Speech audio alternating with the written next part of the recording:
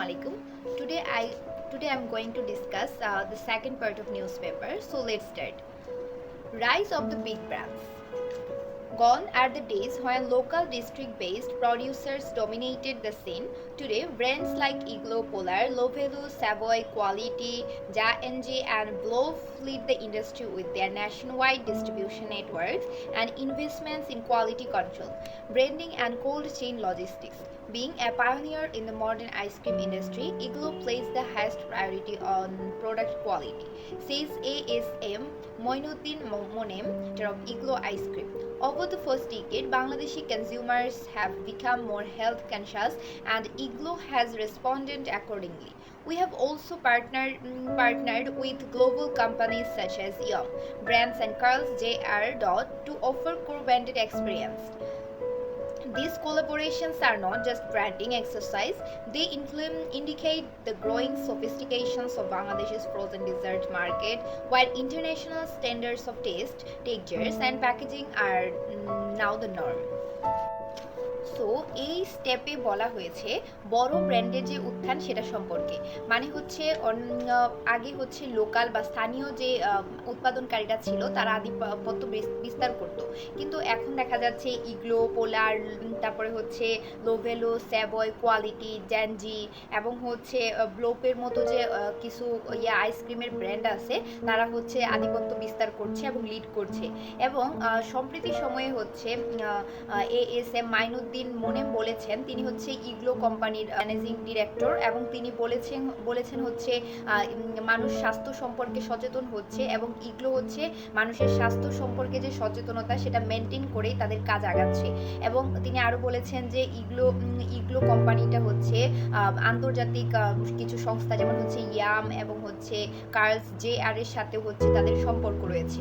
তো যার ফলে হচ্ছে ইগলো বাংলাদেশের একটা বেস্ট ব্র্যান্ড হয়ে উঠেছে। এবং এই যে আন্তর্জাতিক সংস্থাগুলোর যে লিঙ্ক আপটা, এটা হচ্ছে শুধুমাত্র যে ব্র্যান্ডকে প্রচারণা করছে এটা নয়, এটা হচ্ছে ডেজার্ট বা হচ্ছে এই যে হিমায়িত খাবারটা কতটুকু উন্নত সেটা হচ্ছে প্রচার করছে। এটাই হচ্ছে প্রথম প্যারাতে ছিল।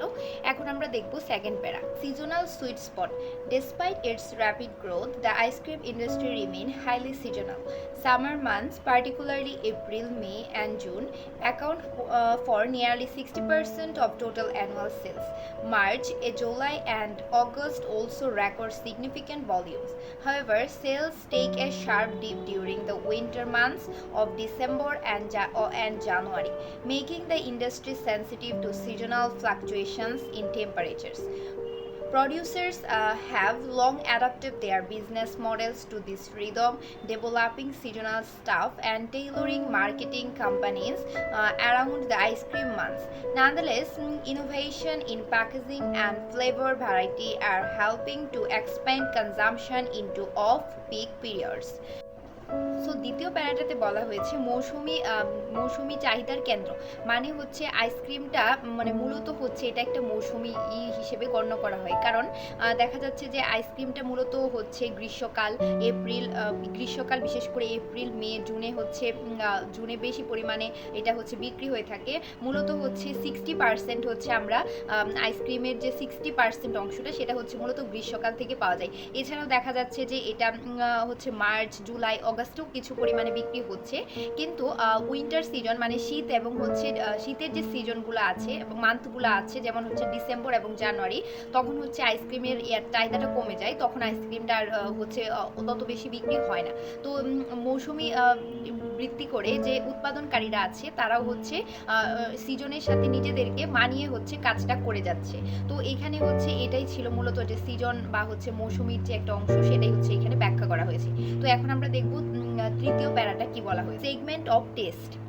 The market is broadly divided into two key segments, impulse and family. The impulse category includes items such as cones, cups, and sticks sold through ice cream carts and retail outlets. This category makes up approximately 70% of total sales. অর্থাৎ তৃতীয় প্যারাটিতে বলা হয়েছে স্বাদের ভিত্তিতে মূলত আইসক্রিমের বাজারকে দুই ভাগে ভাগ করা হয়েছে, একটা হচ্ছে ইম্পালস আর একটা হচ্ছে ফ্যামিলি। তো ইম্পালস হচ্ছে এখানে মূলত কোন আইসক্রিম, কাপস এবং স্টিক্স যে আইসক্রিমগুলো আছে এগুলো হচ্ছে ইম্পালসে পড়ে। এবং আমরা প্রতিনিয়ত দেখি যে ইম্পালস থেকেই হচ্ছে 70% হচ্ছে মানে বিক্রি হয়ে থাকে। অর্থাৎ ইম্পালস থেকে দেখা যাচ্ছে খুব বেশি পরিমাণে মানে আইসক্রিম বিক্রির যে বেশি পরিমাণটা সেটা হচ্ছে ইম্পালস থেকে বিক্রি হয়। তো এটাই হচ্ছে মূলত এখানে বলা হয়েছিল।